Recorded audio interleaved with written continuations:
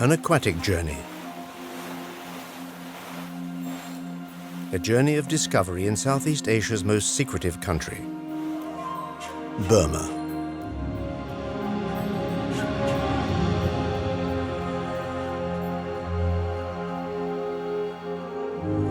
At a crossroads between several great civilizations, home to over 100 ethnic groups, Burma has nonetheless managed to forge its own identity.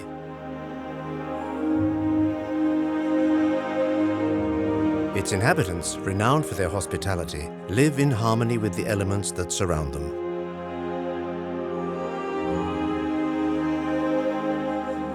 Its thousands of years of history have left their indelible architectural and cultural imprint on the country.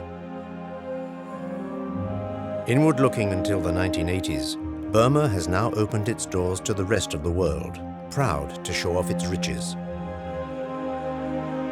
Idyllic landscapes, thousands of pagodas and temples. Encircled by China, Laos, Thailand, Bangladesh and India, Burma, now officially known as Myanmar, covers a surface area of 675,000 square kilometers, the equivalent of twice the surface area of Great Britain. Mandalay lies on the dry plains in the center of the country.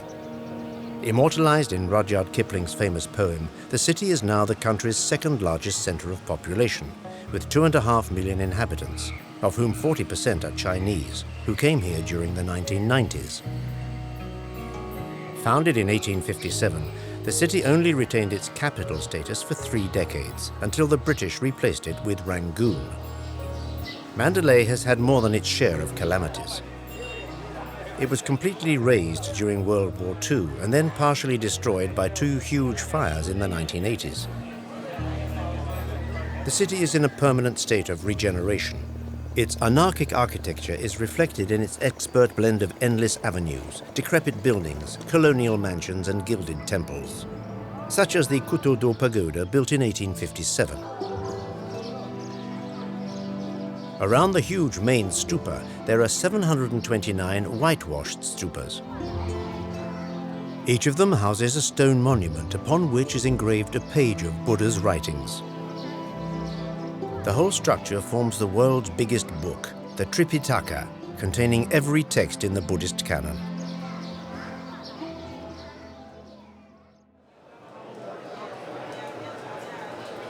The great Mahamuni Buddha is one of the country's most venerated. Legend has it that it was modeled on the living Buddha himself. Every single day it is meticulously cleaned by the temple's monks.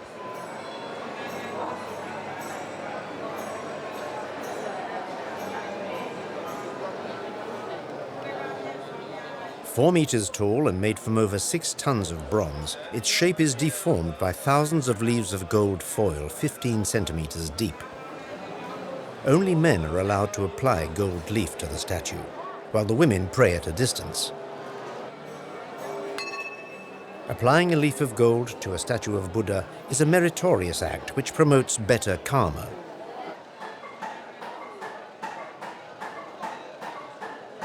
Mandalay is home to the country's finest gold beaters, a highly skilled trade passed down through the generations. An ingot weighing 48 grams is heated. It's then flattened between the rollers of a press. This operation is repeated until the gold becomes a 3-meter length of thin ribbon.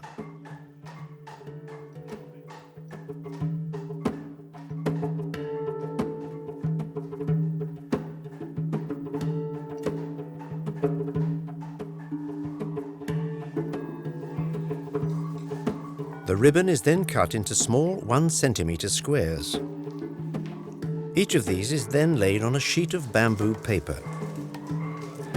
They are then stacked and put into a leather case and beaten for half an hour to increase their surface area 4-fold. The women then cut and beat them again to flatten them further. The gold sheets are then placed into larger dividers and compressed for 5 hours. This gradual mechanical procedure produces leaves just a few microns thick.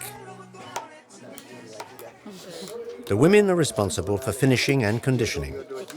What started out as a small ingot has been converted into 7,200 sheets of gold leaf. They are carefully placed into small bamboo paper wallets and then sold in the pagodas and across the whole world.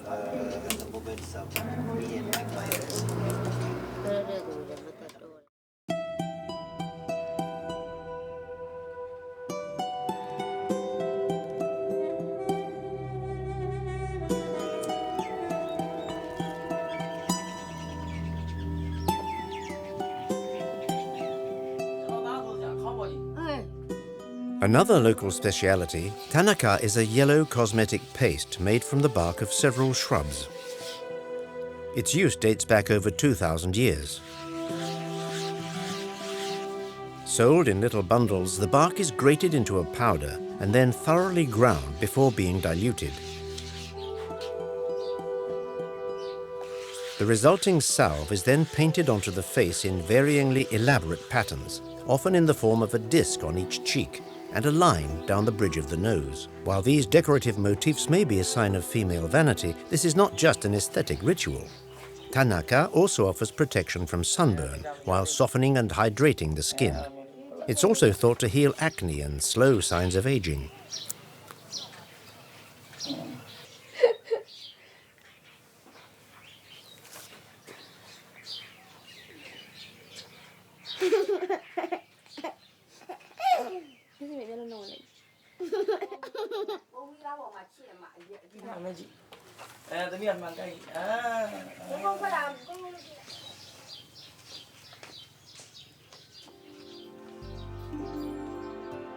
Its smell is redolent of that of sandalwood.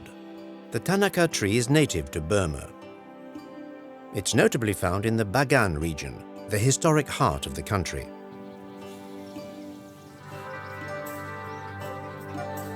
The cradle of Burmese culture, Bagan was founded in the 9th century by the kings of the Burma dynasty.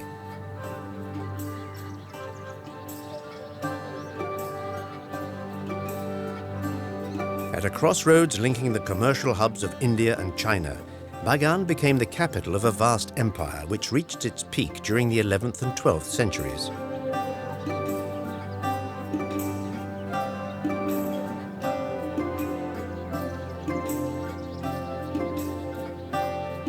In just over 2 centuries, over 4,000 buildings covered in frescoes, bas-reliefs and gold rose out of the soil of Bagan.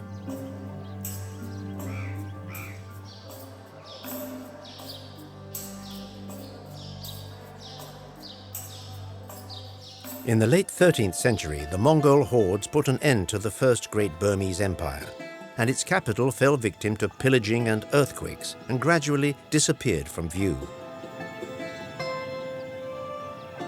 The architectural wonders of Bagan are equaled only by the beauty of its landscapes. It's virtually impossible to guess at the exact number of temples.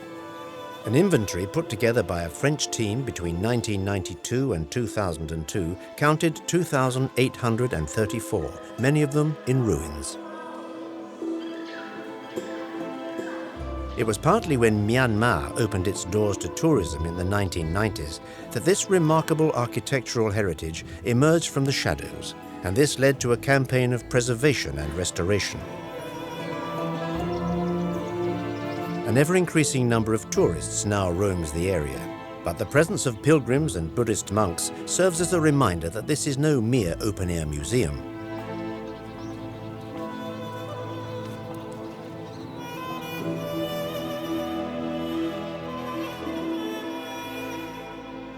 As well as being the country's pride and joy, Bagan is also the beating religious heart of a devoutly Buddhist nation.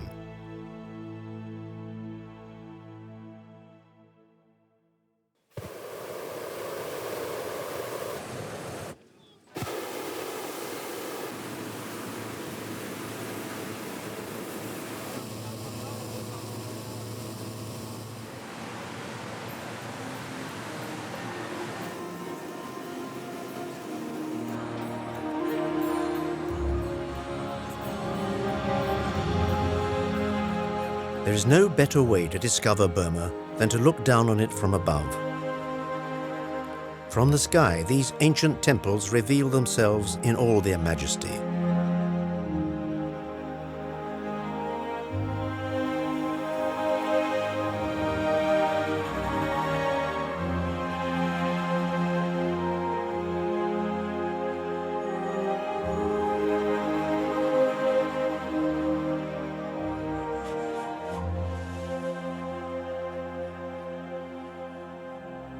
The Irrawaddy River crosses Burma from north to south for over 2,000 kilometers. It stretches from the border between India and China to the Andaman Sea. As vital an artery as the Nile is for Egypt, it's still the main axis of transportation for the country's people and merchandise. The country's history was built on the shores of this river. Nowadays, its hydroelectric potential makes it so valuable. The Irrawaddy is also at the heart of a number of ecological and socio-economic issues. Since time immemorial, it has inspired the country's musicians and poets.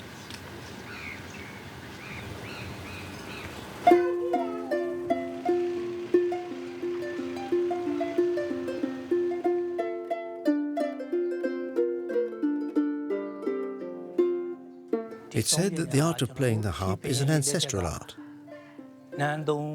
dating from the days of the monarchy. People started playing the harp because the kings demanded it. During the shows in that period, the harpists were the ones who would play the music so that the dancer could perform her dance.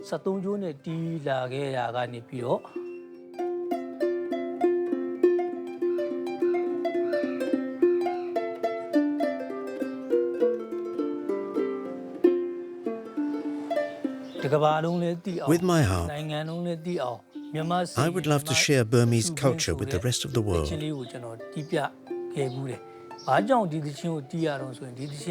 In my view, Burma isn't just about seeing beautiful landscapes and meeting people. There's also its history and its culture.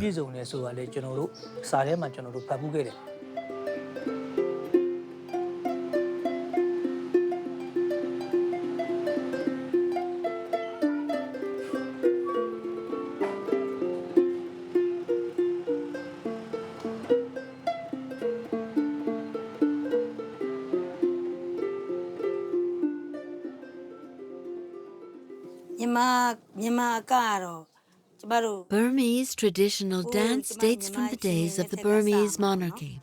At that time, dancers were merely the preserve of the king. Over the years, elements of Thai dance were introduced. It's quite similar to Burmese dance. You use your hands, the same gestures. You turn your hands, you put them in the air, and you open them. They're moves you make with your hands, quite simply. If a young girl needs to do her hair, instead of telling her how to do it, you dance to show her how it's done. The dances we perform during shows tell the stories of Buddha's last 550 lives and everything that Buddha experienced during his previous lives.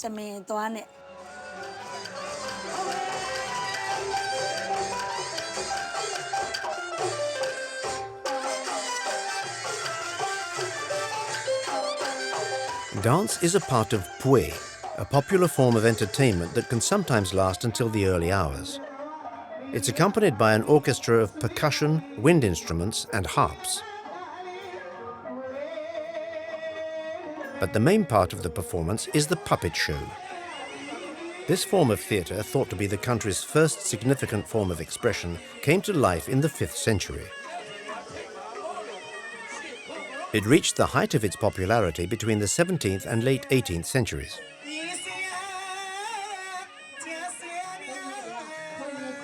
Its 28 characters teach, tell stories, and preach values. It takes its inspiration from the 547 lives of Buddha, the history of the kingdoms of Burma, and legends originating from India, with their cast of benevolent spirits and fantastic creatures. Some of the puppets are up to a meter tall, and some of them require around 50 strings to animate them.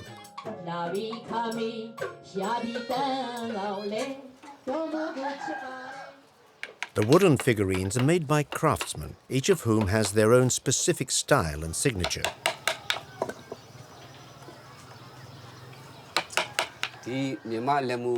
I've been a traditional puppeteer for over 35 years now. Before, I was a farmer. I came to the city on a pilgrimage, and I noticed how much visitors were enthralled by Burmese craftsmanship, especially puppets and embroidery. I liked puppets, so I bought one, completely dismantled it to see how it was made. Then I put it back together. That's how I learned my trade, 35 years ago now.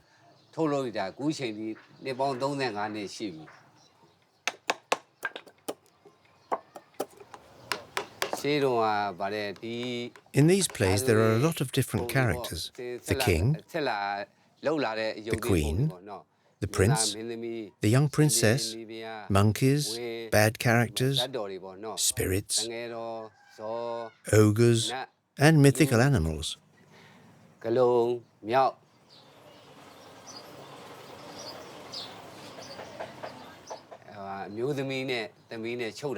We try to maintain the traditional way of doing things, as well as the historical costumes.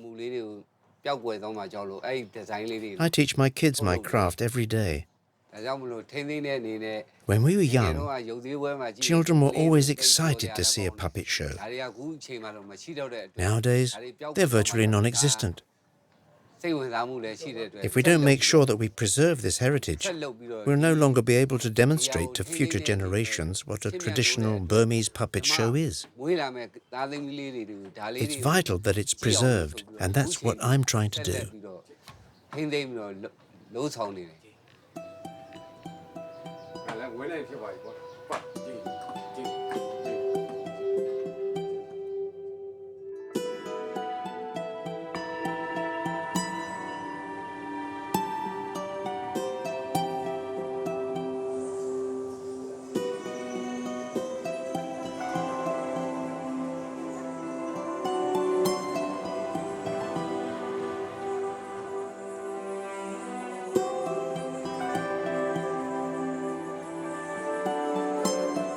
Here in Burma, Buddha is everywhere, in 1,001 guises, infinitely repeated. Like here in the Sadan Grotto, which he shares with the bats. Or the caves of Kogun in Pa'an, where the walls and ceilings are festooned with clay effigies. 5% of Burma's population is Christian, like the Karen, 4% is Muslim, like the Rohingyas, and 90% is Buddhist. It is the Buddhist country with the greatest proportion of monks and revenue devoted to religion. Burmese Buddhism comes from the Theravada tradition, which is the most orthodox and conservative form of Buddhism. Strictly speaking, Buddhism is neither a religion nor a philosophy, as it recognizes no creator God and purports no theory. Rather, it's a doctrine based on a belief in reincarnation, karma, and the natural laws of cause and effect. In reality, though, Burmese Buddhism bears all the hallmarks of a religion, as evinced by the fervor of the faithful frequenting the countless pagodas and holy sites. Its customs coexist with elements of tantric Hinduism and ancient animist belief in the spirits, known as Nat.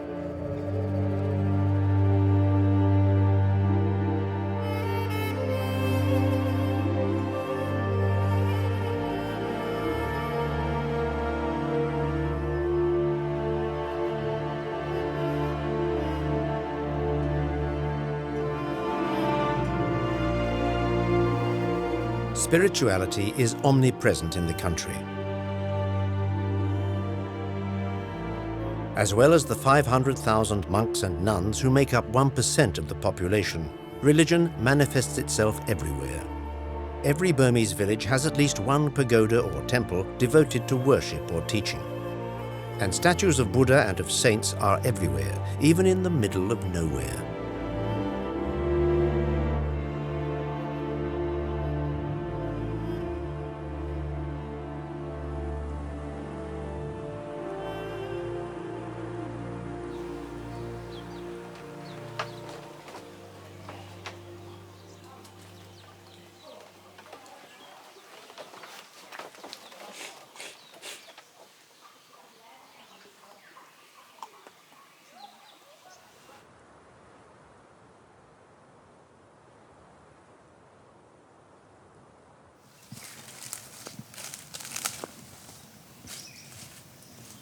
In the heart of these tropical forests, there's a good chance of an even more impressive encounter. Burma is home to the largest population of Asian elephants outside India. There are thought to be about 8,000. 2/3 of them are employed in the forestry industry to transport teak, a valuable wood exported to every corner of the world. My name is Mang Mang. I'm 55. I'm an Uzi. I work with elephants.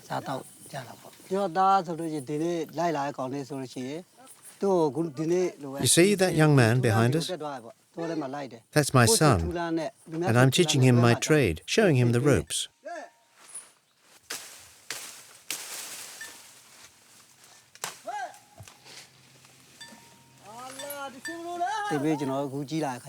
When I was a lad, my father taught me everything he knew, and now I'm doing the same for my son. My working day starts at 6 a.m. When I wake up, I go and fetch the elephants who've spent the night outside. I have my breakfast, I give them a wash, and then we all go to work.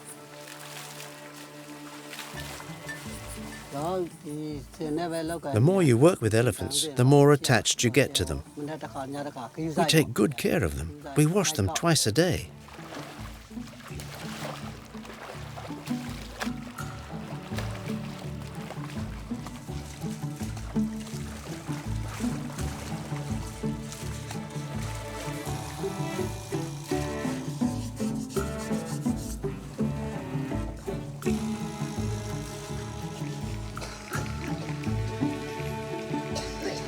The elephants seem to enjoy this little bit of pampering. We start training the elephants when they're 4 to 5 years old. And they start working when they're about 18 years old. Elephants are workers. Before they get to that age, they're just for riding and helping to get around. Each year, adult males equipped with harnesses and chains transport over 1 million tons of wood. They can move around in places too narrow for cranes and bulldozers without causing any harm to the environment. Using their trunk and their tusks, they manipulate tree trunks weighing up to 5 tons and ferry them to waiting trucks or to river shores.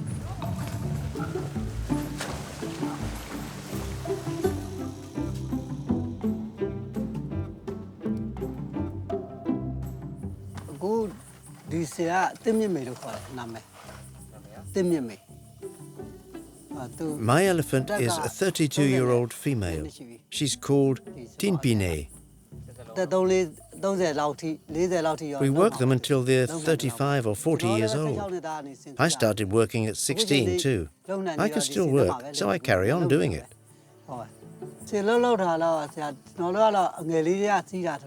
I'm passionate about this job, and because it's my passion, I don't get tired of it. I only ever work with elephants. You get attached to them, and I don't plan to give up any time soon.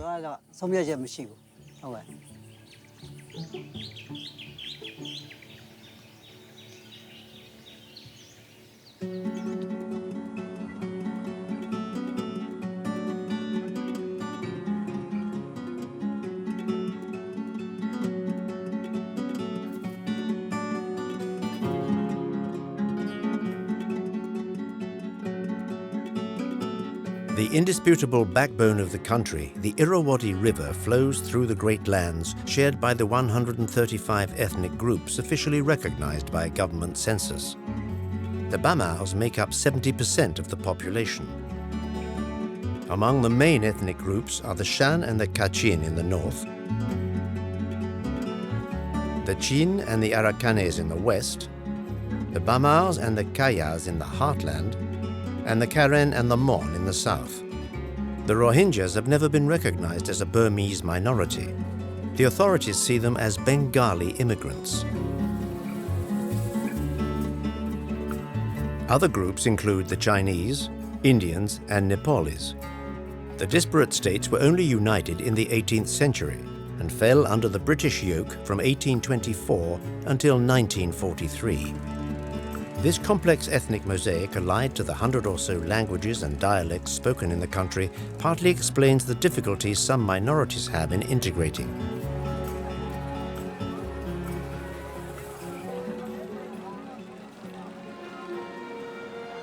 In 2005, Rangoon lost its status as the nation's administrative capital and was replaced by Naypyidaw, but it remains its economic nerve center and its biggest city, with a population of almost 4.5 million. Founded by the Mon people in the 6th century, it only achieved genuine economic expansion from the 18th century. The city was all but destroyed by a fire in 1841. Then in 1852, during the Second Anglo-Burmese War, the city was absorbed into the British Raj and became the capital of colonial Burma. Burma remained British until the 4th of January 1948, on which date it became independent, thanks to national hero Aung San. He was assassinated without having seen his dream come true. Burma then experienced a period of democracy and brief stability. 12 years later, the government was overthrown. The military junta swiftly drove the country into poverty and isolationism. In 1988, pro-democracy demonstrations ended in bloodshed. Aung San Suu Kyi, daughter of the hero Aung San, returned from exile and founded the National League for Democracy. In 1991, she was awarded the Nobel Peace Prize. A hugely popular opposition figure, she embarrassed the junta, who placed her under house arrest. She led her party to victory in the 2015 general election. She began moves towards democracy but had to contend with the army, which held the vast majority of decision-making posts and the country's economic resources. Since 2016, she has been bitterly criticized because of her inaction in response to the army's abuses of the Rohingya. A world away from this ethno-religious conflict, effervescent Rangoon is a melting pot of ethnicities and religions.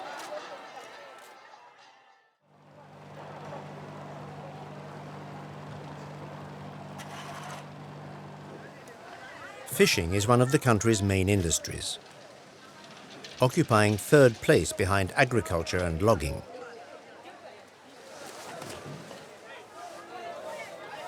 The Burmese eat fish with virtually every meal, even at breakfast, when they enjoy the ubiquitous mohinga. This national dish is a fish broth garnished with rice noodles and flavored with lemongrass and ginger. It's eaten on street corners and is sold in little kiosks or by street vendors carrying their pots on their shoulders. Along with fish, rice, noodles and curries are the basics of Burmese food.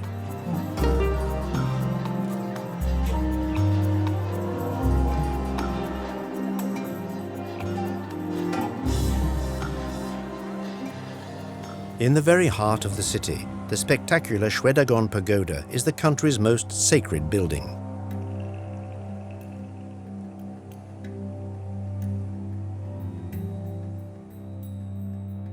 Legend has it that it was built 2,500 years ago to house 8 of Buddha's hairs. It's said that the Buddha Gautama himself gave the sacred relics to 2 merchants and instructed them to build the pagoda. When the box containing Buddha's hairs was opened, they started to glow, the trees started to flower, and precious stones fell from the sky and embedded themselves in the gold of the pagoda. Archaeologists think it's more likely that it was built between the 6th and 10th centuries during the Mon dynasty. The fact is that the monument has been so frequently restored and improved after earthquakes and fires that it's difficult to date it accurately.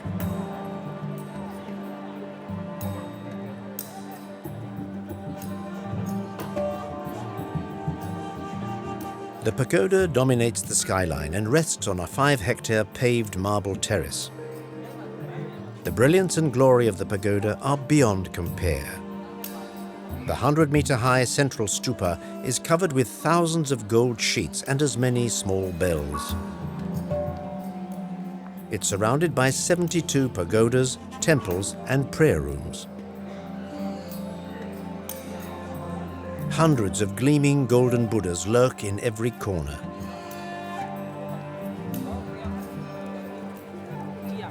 Monks and devotees pray and leave offerings from dawn till dusk in this holiest of sites.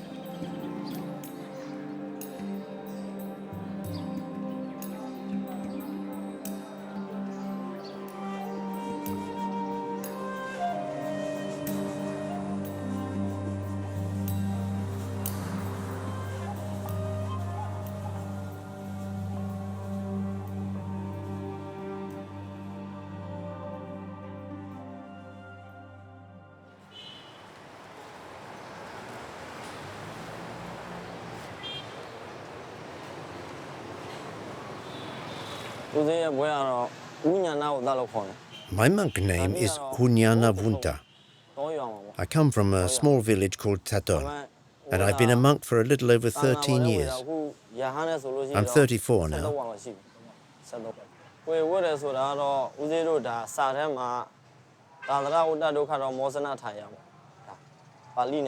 Becoming a monk is a way of releasing yourself from life's suffering. But it isn't enough just to want to be a monk. You have to follow Buddha's teachings.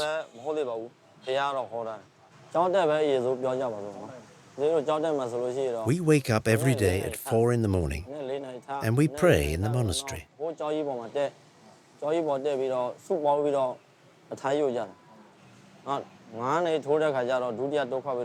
Then we go off to collect offerings. And when we return, we have a short rest.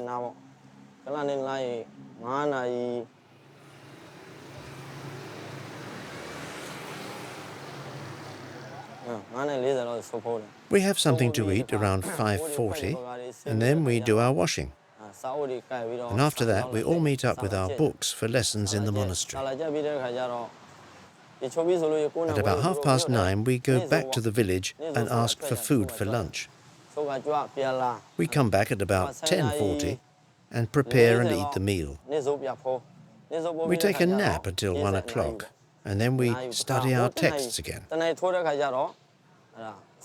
at about 5:45, we pray again.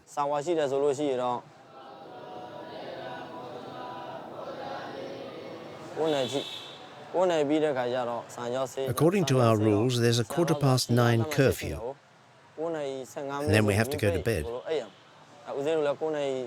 That's a typical agenda in the day of a monk.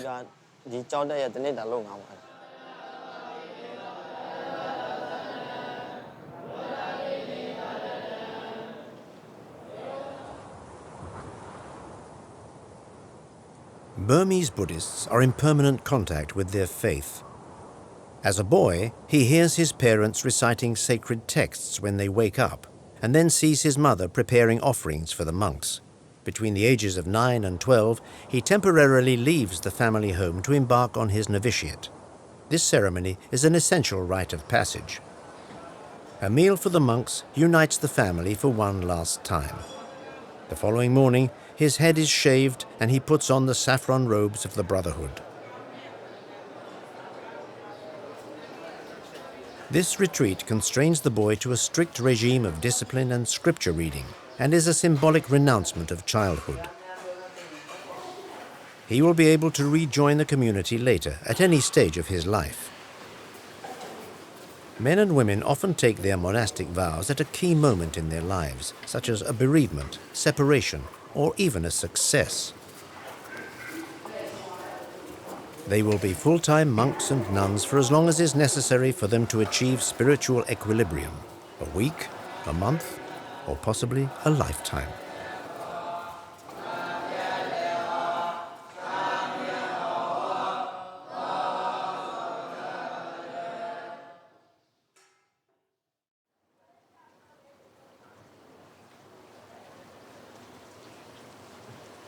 The Golden Rock, precariously suspended over a precipice, is Burma's third most sacred site. Each year, thousands of pilgrims make the 1,200-meter ascent to show their devotion. The most courageous make the journey on foot, which takes almost 5 hours. According to legend, it's one of Buddha's hairs embedded in the stupa on top of the rock that stops it toppling into the void. Buddha is supposed to have given the hair to a hermit who kept it in his bun. Feeling that his death was imminent, he entrusted the relic to the king and told him to build a pagoda in the shape of his head. With help from the god Tagyamin, the king found the perfect rock at the bottom of the ocean and hauled it to the top of the mountain.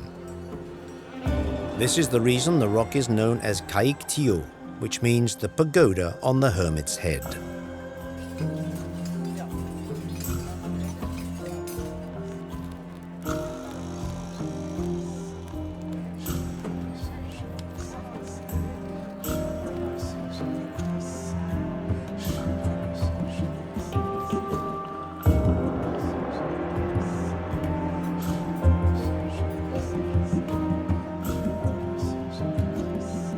The rock gleams in the setting sun, whose rays are soon replaced by those of votive candles, which are lit during the chants and prayers.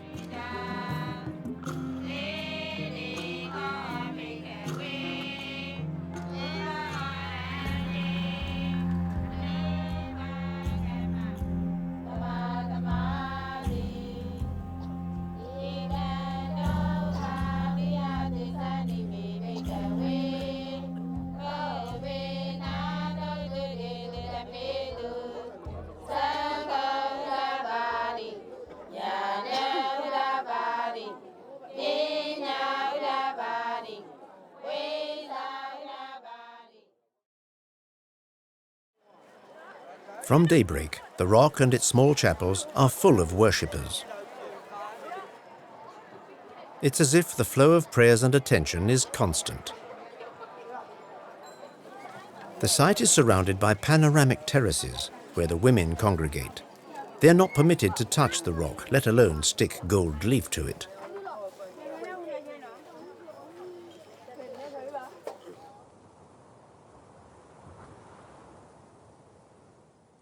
According to tradition, only men are able to reach Buddha's state of enlightenment, while women can only reach the lower stages of spiritual awareness.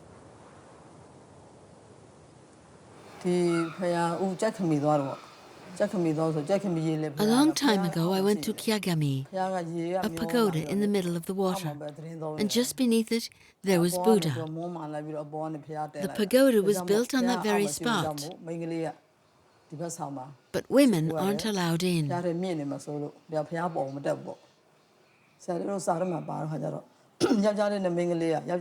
know that, according to the scriptures, men are holier than women.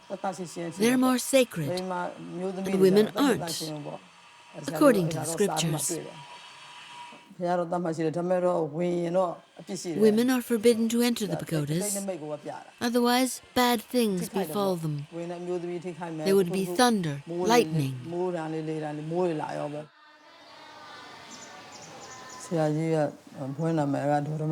My nun name is Daudawadi. I come from a village called Palukyun. I'm 70 years old, and I've been a nun for 50 years. For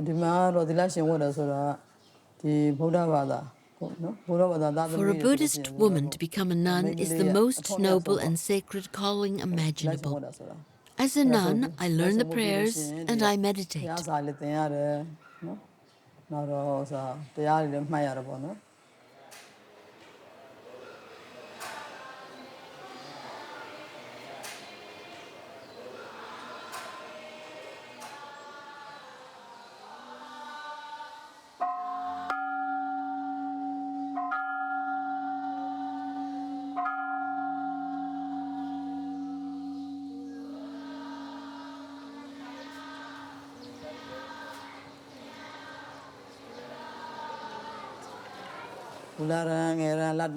When you become a nun, you learn Buddha's doctrines, how to live by the basic laws. You are more cultivated than ordinary women. Here, the monastic orders have a social and intellectual standing. They're also a guarantee of a long and complete education.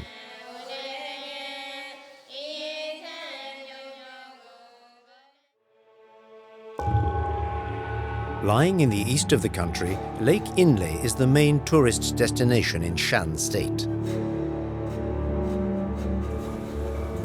It's 22 kilometers long and 10 kilometers wide, covering an area of 12,000 hectares.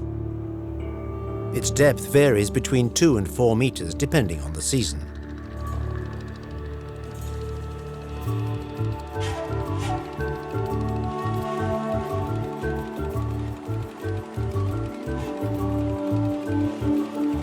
On its shoreline lie the villages of the Inta people. 70,000 of them live in wooden and bamboo houses built on stilts.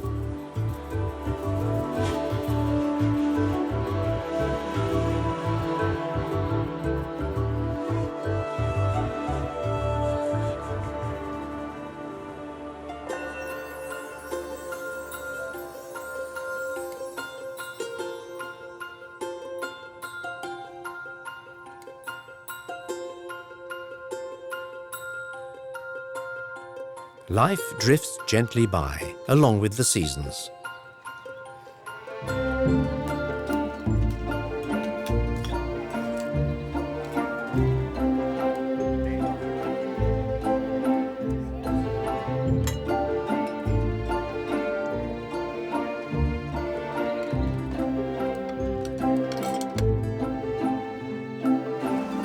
After their meal, the children make their way to school by canoe, unaccompanied.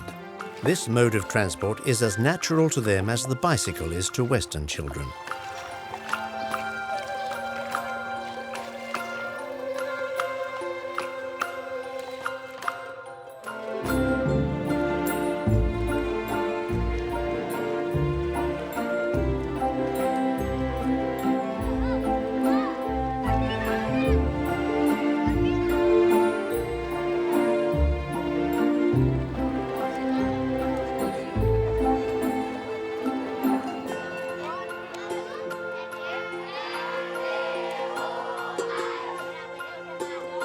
The number of Burmese who go to school is still very low. The main reason for this is the deep poverty endured by the majority of Burma's 52 million inhabitants, 2/3 of whom work in agriculture. This atrophied education system is also a result of the political system imposed over 50 years of military dictatorship. Nonetheless, going to school is an increasingly realistic and fervent hope in the hearts of the Burmese.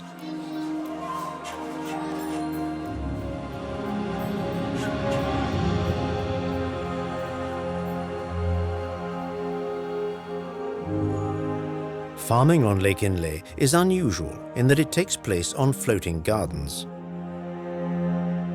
Carpets of vegetation about 1 meter thick, made of silt, roots and aquatic plants, are moored to the lake with bamboo poles. This farming method has the advantage of not being dependent on the water level and allows farmers to grow all kinds of vegetables all year round. But the most commonly found crop on these long floating kitchen gardens is tomatoes. Avid consumers of water and sunshine, everything they need is here. Therefore, Inta farmers have turned to intensive single-crop tomato cultivation. The yield from Lake Inle is markedly higher than in the rest of Southeast Asia.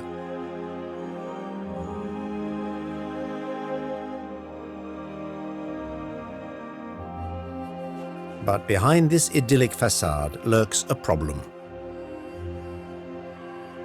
The intensive use of chemicals is polluting the lake, and the effect on Inle's ecosystem is dramatic. Chemical fertilizers encourage the proliferation of algae and water hyacinth, which are threatening to smother the lake's fauna. The growing population has also engendered the deforestation of the surrounding slopes, increasing the level of silt.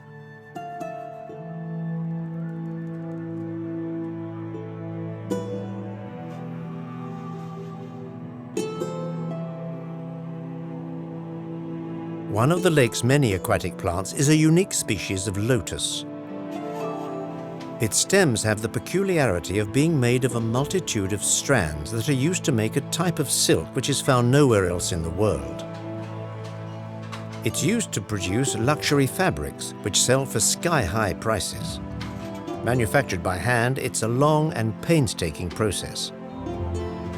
A month of labor and 4,000 lotus stems are required just to make a single scarf.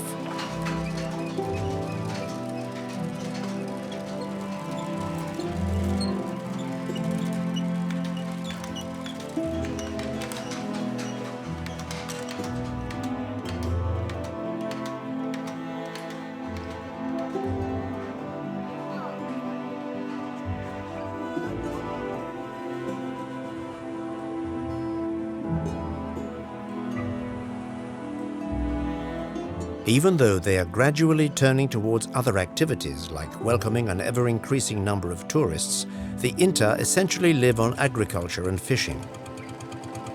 They maneuver their canoes in a unique and remarkable fashion, standing at the stern.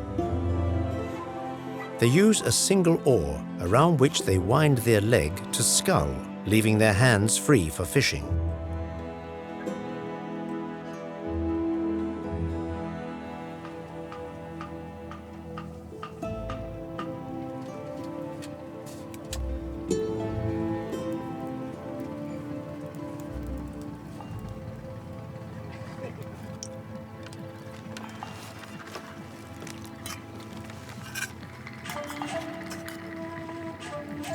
The surface area of Lake Inle is decreasing alarmingly, as are its reserves of fish.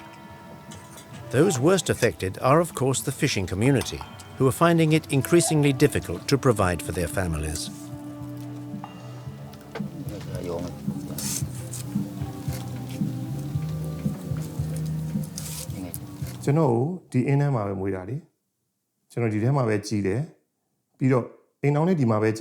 I was born on Lake Inle. I grew up here, got married here. The lake feeds me. The fish help me to survive, even though it's getting harder and harder. I've had some unforgettable times on the lake. I've many fond memories, like my school days with all my friends. I had to give up my studies when my father became ill. I took over from him and became a fisherman myself. I spent some wonderful evenings rowing on the lake. I was born on Lake Inle. I grew up on it, and I'll die on it. Then it'll be my children's turn to live from it and help it survive.